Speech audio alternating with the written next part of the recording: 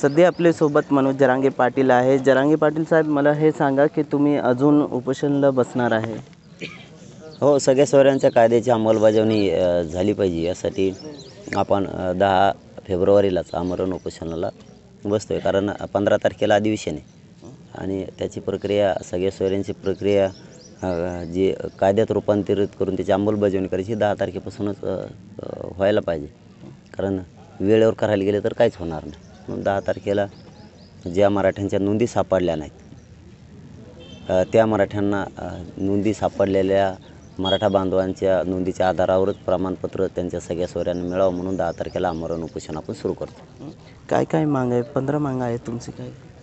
आणि ज्या केसेस आहेत अंतरवालीसह महाराष्ट्रातल्या त्याही मागं घ्यायची प्रक्रिया ताबडतोब सुरू झाली पाहिजे. यासाठी पण हैदराबादचं गॅजेट जे आहे की मराठवाड्यासाठी मुंबई गव्हर्नमेंटचंही गॅजेट आहे, परत सातारा संस्थांचं गॅजेट आहे. हे सगळे गॅजेट घेतले पाहिजेत आणि मराठा समाजाला आरक्षण देण्यासाठी सगळ्या सोयऱ्यांचा कायद्याची अंमलबजावणी झाली पाहिजे. यासाठी हे 10 तारखेला आमरण उपोषण सुरू केलं.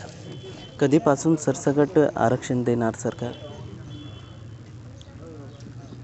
15ला होईल कायद्याची अंमलबजावणी, 15 फेब्रुवारीला. परंतु आम्ही त्यांनी ती प्रक्रिया सुरू करायसाठी 10 पासूनच सुरू करतो. 10 फेब्रुवारीपासूनच आमरण उपोषण सुरू करतो. काही मराठा नेता आहेत तुमच्यावर टीका पण करत आहे. त्यांना नगी नेता आम्ही, ते मोठे मराठे आहेत. हे आम्ही बारीक मराठ्यांचा, गरजवंत गरीब मराठ्यांचा लढा सुरू आहे. गरीब मराठे त्यांना काहीच समजत नाही.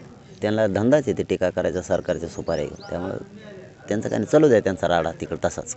परंतु तुमच्या पाठीमागे काही खूप मराठा पण आहे ना? करोडं नाही तर मी काय मुलगा म्हणून काम करतो आहे. मग आईबापा आमच्या पाठीशी न राहणार तर ते जे मराठ्याचे जीवावर मोठे झाले त्यांचे थोडंच मागं राहते.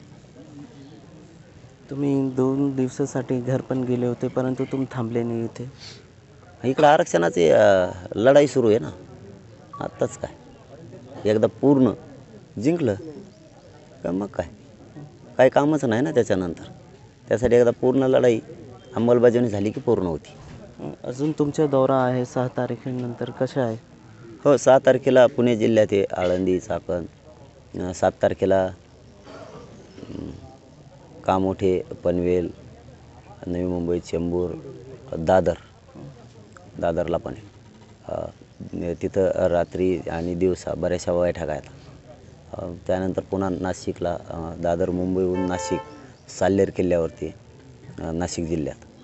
तिथून पुन्हा संभाजीनगर मार्गे, नाशिकहून संभाजीनगर मार्गे आंतरवालीला येणार आहेत. आंतरवालीहून बीडला, बीड जिल्ह्यातल्या गेवराई तालुका आणि बीड तालुक्यात 2 कार्यक्रम मोठमोठाले आहेत. तर 5 दिवसाचा एकूण दौरा आहे. तुम्ही काय आवाहन करणार मराठा समाजाला? काही लोकांना हे पण म्हणणं आहे की ते जे नेता आहेत त्यांची गावबंदी करायचं आहे. नाही, ते समाज ठरवल, परंतु अंमलबजावणी आम्हाला पाहिजे. त्या भूमिकेवर आम्ही ठाम आहे आणि आम्ही ठाम राहणार आहे. त्याच्यात कसलाच बदल नाही करणार आम्ही. आता ते समाजाचा विषय ते काय तर. आणि काही लोकांचं हे पण म्हणणं आहे की जे सरकार आहे ते मराठा बांधवांना फसवणूक करत आहेत, फक्त आश्वासन देत आहे. त्याला काय कळत आहे? ते तर पहिले ते सरकारच्या सुपाऱ्या घेऊन बोलणार आहेत. ते त्यांचं काय, त्यांचं नाही मनावर घेता. आम्हाला गोरगरिबांना काय मिळालं आम्हाला माहिती, आणि मिळवायला आम्ही खंबीर आहेत ना. आम्ही खंबीर आहेत मिळवायला. हे होते मनोज जरांगे पाटील आणि त्यांचे स्पष्ट म्हणणं आहे की 10 तारीखला हे आमरण उपोषणाला बसणार आहे. कॅमेरामॅन मोहम्मद समीसह इसरार चिश्ती, मुंबई तक, अंतरवाली, सराठी.